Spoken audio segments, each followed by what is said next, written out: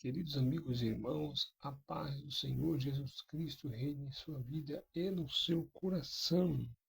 Ótimo dia, ótima quinta-feira, que o Senhor abençoe você de uma forma abundante.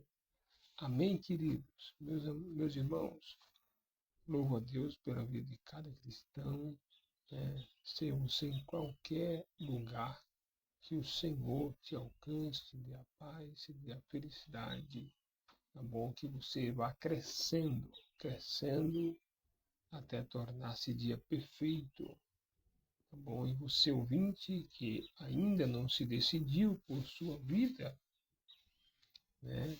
Receba Cristo em seu coração e seja feliz, porque todo aquele que recebe a Jesus é automático, recebe o Espírito Santo dentro dessa pessoa. Passa o Espírito Santo passa a residir dentro da casa espiritual, que é o tabernáculo, é a sua vida, e começa a dirigir, né, os seus pensamentos, as suas vontades. Muda tudo, muda seu comportamento, muda seu modo de falar, muda sua forma de tratar as pessoas, muda sua forma de ver, a vida de uma forma geral, né? O respeito aumenta pelo outro, por si próprio, né? é, por Deus, né? E o cuidado passa a ser maior das coisas diárias, tá bom? Quando eu, né, andamos segundo nossos próprios desejos e vontade e pensamentos, né? Os problemas, né, é algo muito normal na vida, mas quando nós recebemos a Cristo em nossa vida, né? E o Espírito Santo de Deus, que é a coisa mais bela, glória a Jesus, louvo ao Senhor, né? Ele passa a morar dentro do ser. Ah, meu amigo, eu me emociono só de pensar. Ontem mesmo eu louvo a Deus, compartilhar com você aqui um grande livramento que o Senhor me deu. Um grande livramento, tá? Porque o Senhor, ele é bom, o Senhor cuida, o Espírito Santo te mostra claramente como a luz do dia as coisas ocultas que aos homens comuns não enxergam. O Espírito Santo de Deus, ele nos avisa, ele nos mostra, ele nos dirige. É coisa fenomenal, é algo assim, ó, extraordinário. Seja você cristão, seja cristão, amigo, né? Deixe de andar por si próprio. Entregue, tá, o piloto da sua vida ao Espírito Santo e você vai ver o que eu estou te falando. Se não é verdade, isso aí é autenticidade, é algo de Deus. Querido, deixa o Espírito Santo te envolver. Amém? Amém. E há muitas pessoas também, deixa eu fazer aqui uma ressalva, tá? Um abre aspas aqui. Você que diz que é cristão e anda segundo as suas próprias vontades, olha, querido, você não recebeu ainda Jesus, né?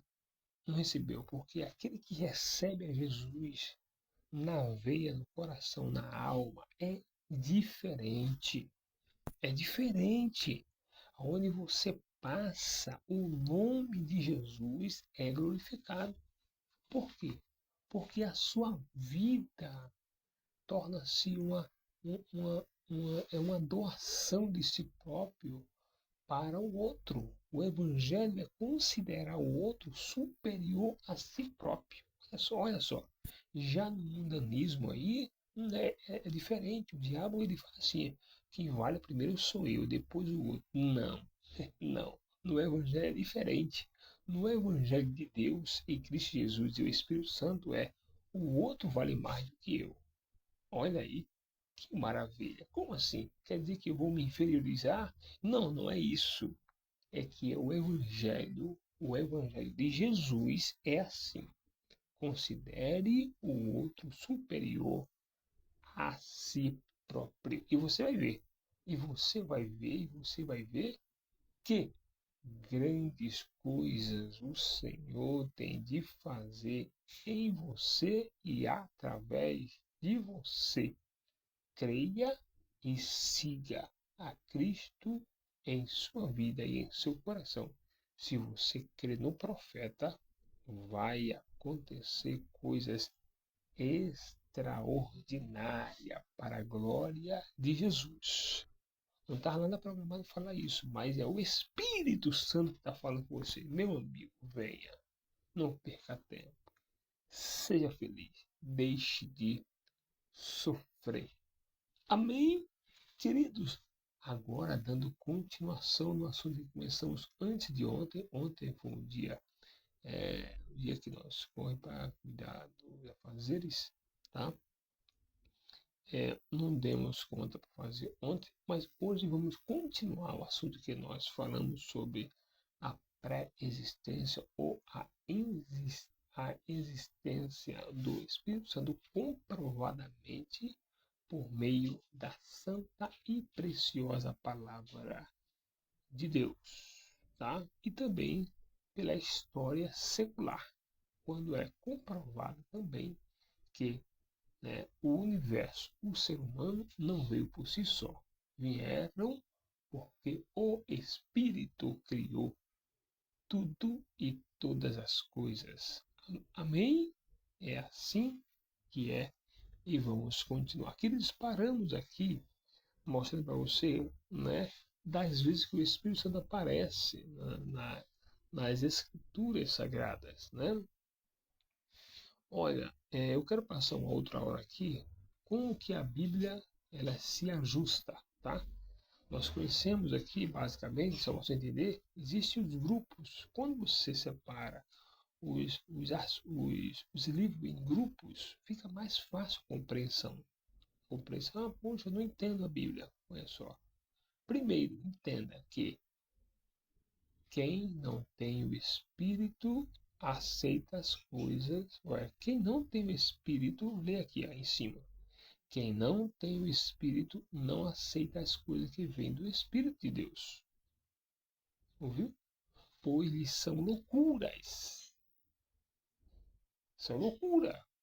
E não é capaz de entendê-las, porque elas são discerníveis espiritualmente. Ao 15. Mas quem é espiritual discerne todas as coisas. Tudo fica à luz, tudo fica mais claro que a luz do dia. E ele mesmo por ninguém é discernido, pois quem conheceu a mente do Senhor para que possa instruí-lo.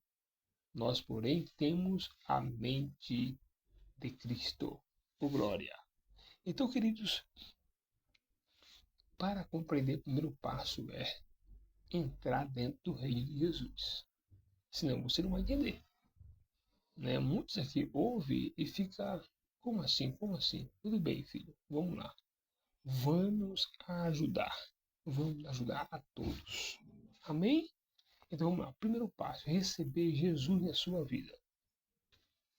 Para entender as Escrituras Sagradas e para que o Espírito Santo te revele todas as coisas, você precisa receber Jesus em sua vida e em seu coração, né?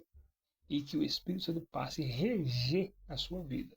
O primeiro passo é isso, tá bom?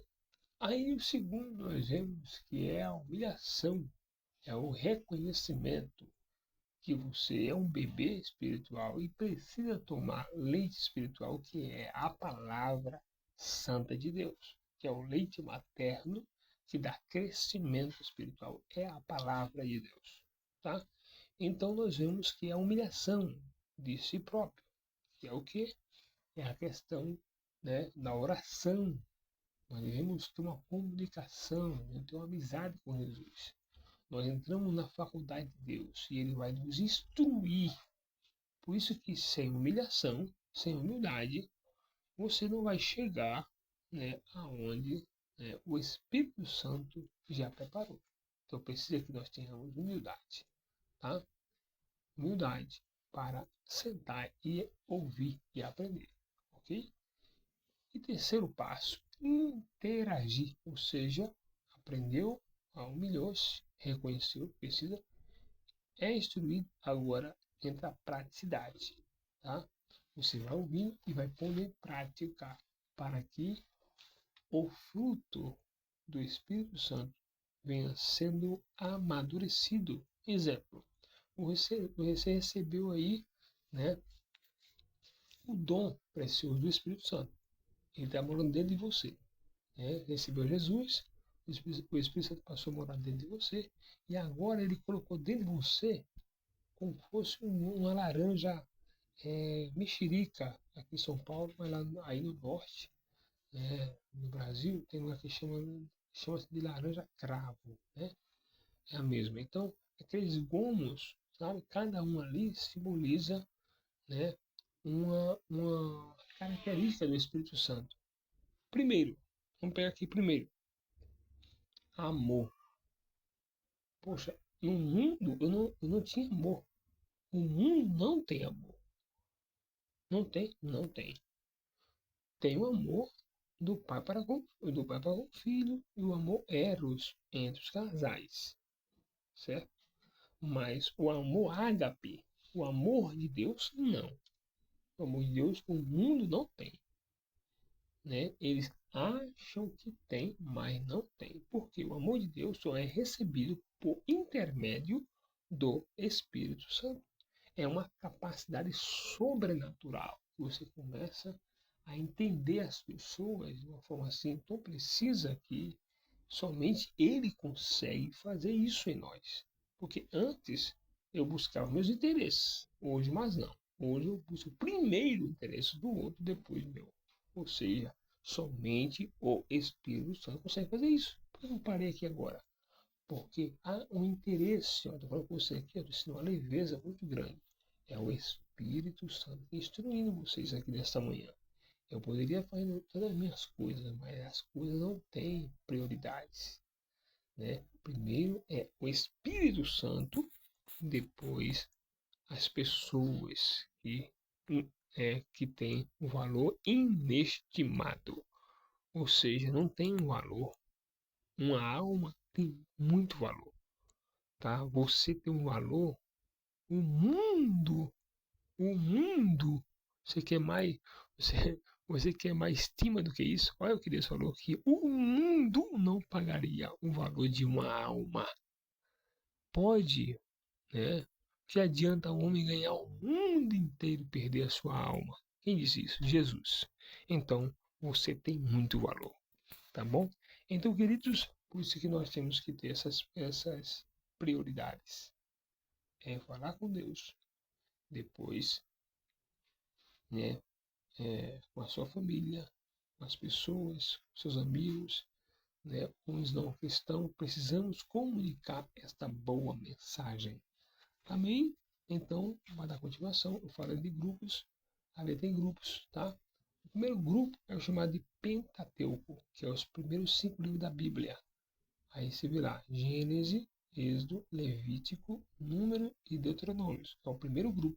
Segundo grupo é o chamado de livro histórico, tá bom? Que começa aí por Josué, tá?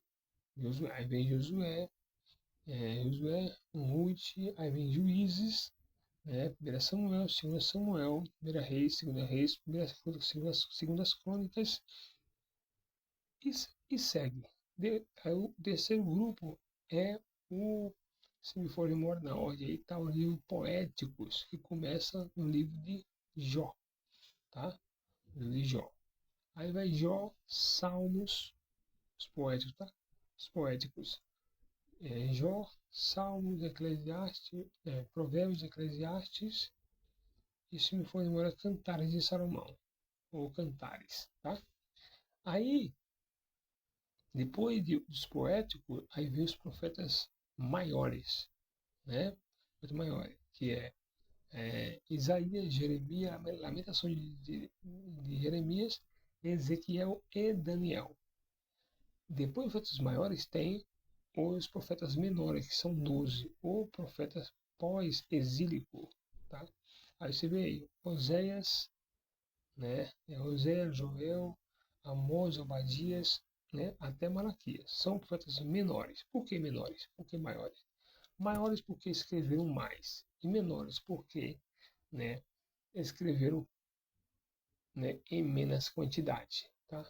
Aí depois vemos aí já no Novo Testamento, tá? Que é o NV, que é o Novo Testamento, a Nova Aliança, e começa Mateus. Né? Aí tem os livros chamados Evangelhos Sinóticos, né? Que é Mateus, Marcos e Lucas. Se me for bem, João está inserido aí nesse sinótico, se me for de memória, tá? Isso mesmo, João. Depois temos o livro histórico do Novo Testamento, que é Atos dos Apóstolos. Aí depois de Atos dos Apóstolos temos as cartas paulinas, né? E começa aí em Romanos, né? Paulo escreveu 13 cartas, né? Ele escreveu 13 cartas. 9 cartas ele escreveu às igrejas, tá? 9 cartas ele escreveu às igrejas. Deixa eu ver aqui o escopo aqui, ó. A gente só relembrar. Ó, Paulo escreveu 9 cartas, certo? Aí vemos aqui, ó. Começa aqui em RM, aqui embaixo, aqui no roxinho. Né? E o Romanos, 1 Coríntios, 2 Coríntios, essas são cartas de igreja, tá? 9 cartas. Romanos, 1 Coríntios, 2 Coríntios, Gálatas, Efésios, Filipenses, Colossenses, 1 Tessalonicenses, 2 Tessalonicenses, 1 Timóteo, aí agora já virou carta pastorais, tá? Depois da, né? Vemos aí depois da segunda Tessalonicenses, ou depois de isso mesmo, segunda Tessalonicenses, aí vemos agora a carta pastorais que Paulo escreveu aos pastores, aos cooperadores, né, do seu ministério, que vemos aí 1 Timóteo, 2 Timóteo, Tito e Filemão. Hebreus, o livro de Hebreus, ele está inserido como epístola, mas não é comprovadamente que Paulo escreveu ela, tá? Tá bom? Então, Hebreus não foi, ou foi Paulo, ou seja, é um escritor anônimo, né? Ele não quis se identificar, mas é uma pessoa que tem grandes habilidades, e ele escreveu esse livro, um dos livros muito preciosos, né, do cristianismo. Por quê? Porque o ministrante, o escritor, ele conhecia muito bem o campo da antiga aliança, tá? Então ele glorifica a Cristo agora, ele encaixa bem, né? Ele faz um grande encaixe aí, né? Da profecia de Jesus, de Deus sobre Jesus, e agora na nova aliança. Então ele inseriu perfeitamente. Tanto é que é comprovadamente que foi o Espírito Santo que usou, né, esse escritor para que chegasse até a nós esse conhecimento, tá? Então ele diz que Jesus ele é o sumo sacerdote perfeito, ou seja, pegando a ideia, né, do ministério levítico, né, do sumo sacerdote, né? Mas Jesus ele é o sumo sacerdote eterno. Por quê? Né? Porque ele não está inserido dentro, né, do ministério levítico, que foi temporário, foi por um tempo. Tá? Então, o de Jesus é um sacerdote eterno, que começou antes do ministério levítico, né, aparecendo ali por intermédio de Melquisedeque, tá? Melquisedeque, perdão, Melquisedeque, deixa eu abrir aqui, Melquisedeque é um sacerdote de Salém ou de Jerusalém, tá bom? E que deu continuidade por Cristo, por isso que ele é o sumo sacerdote eterno.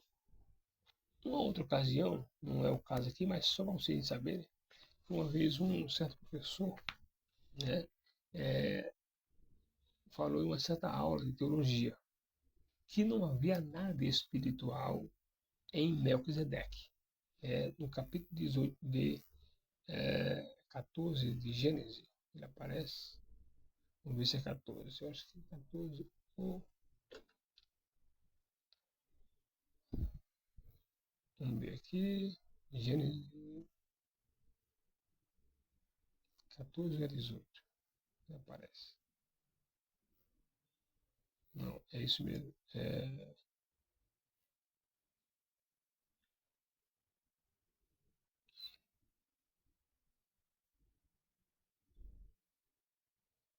Mas é 14 mesmo. Deixa eu ver aqui o texto que ele aparece.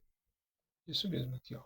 14:17 de Gênesis, que Melquisedeque aparece e abençoa Abraão, né? Os judeus, né, os israelenses, é, é, eles têm grande estima de Melquisedeque, né? Que esse homem foi, segundo uma linha de pensamento dos israelenses, é que Melquisedeque é um dos sacerdotes que sobraram, né? Daquela primeira é, dos sacerdotes que apareceu depois de Adão ali, através de Sete e Enos, né? Que a adoração ao Senhor voltou. Então, desses tais aí, né?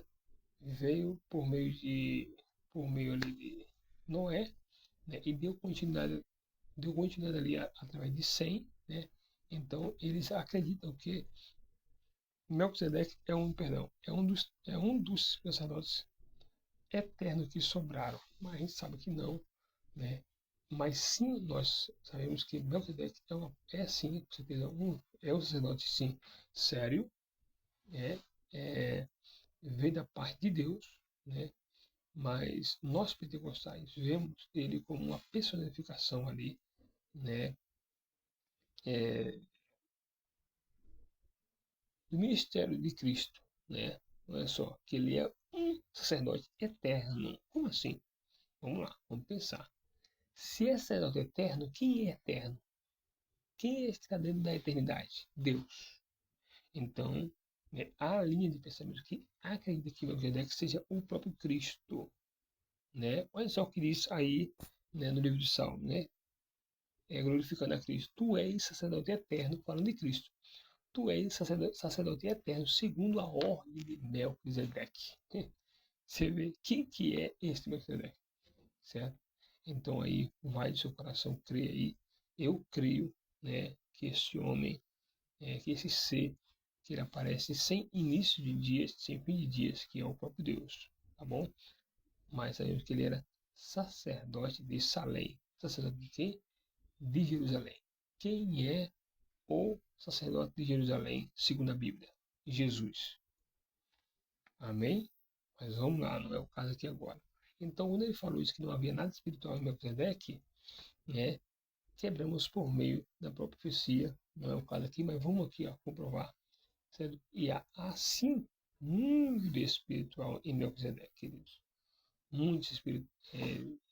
Que lá em Isaías, tá bom? Isaías 61, ó, vamos ver aqui. Isaías 61, vamos ver o que diz. Isaías 61, primeiro ao 3. É isso mesmo, deixa eu verificar. E faz alguns dias que nós estudamos esse assunto, mas de suma importância, tá?